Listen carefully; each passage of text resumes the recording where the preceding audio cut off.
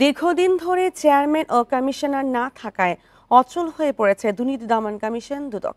ফলে দুর্নীতির প্রায় 20,000 অভিযোগের বিষয়ে কোনো ব্যবস্থা নেওয়া যাচ্ছে না। দুদকের অনুসন্ধানকারীদের আশঙ্কা, এই সুযোগে অনিয়ম করে লোপাট করা হাজার কোটি টাকা লুকিয়ে ফেলেছেন দুর্নীতিবাজরা। শেখ হাসিনার পতনের পর আশা ছিল সারা দেশে দুর্নীতিবাজদের বাসাবাড়ি থেকে উদ্ধার হবে হাজার কোটি টাকা, কিন্তু 4 মাসের বেশি সময়ে 10 কোটি টাকার বেশি উদ্ধার করতে পারেনি আইন শৃঙ্খলা বাহিনী।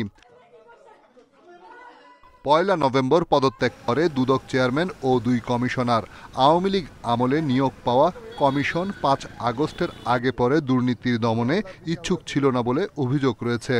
শুরু থেকে এ পর্যন্ত যেটা দেখতে পেয়েছি, বড়জোর কিছু কিছু চুনোপুটিকে টানা হেঁচড়া করা ছাড়া কোনো প্রকার রুইকাত্তা বা ক্ষমতার সাথে যারা সংশ্লিষ্ট তাদেরকে জবাবদিহিতে আনতে পেরেছে দুর্নীতি দমন কমিশন, তার দৃষ্টান্ত খুবই বিরল। দুদক কর্মকর্তাদের দাবি, 1 মাসের বেশি সময়েও নতুন কমিশন গঠন না হওয়ায় আইনের ব্যত্যয় হয়েছে। পার পেয়ে গেছে অনেক দুর্নীতিবাজও, কেননা কমিশনের অনুমোদন ছাড়া দুদক কর্মকর্তারা কোনো পদক্ষেপ নিতে পারেন না। অভিভাবক হিসেবে তারা যে সিদ্ধান্ত গ্রহণ এবং প্রদান করে সেটা কমিশনের কর্মকর্তা কর্মচারীরা বাস্তবায়ন করে।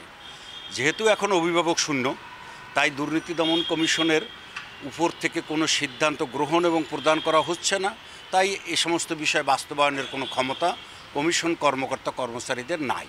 দ্রুত কমিশন গঠন করে আওয়ামী লীগ সরকারের দুর্নীতির বিরুদ্ধে ভূমিকা নিতে না পারলে দুর্নীতির প্রবণতা দূর হবে না বলছেন কর্মকর্তারা।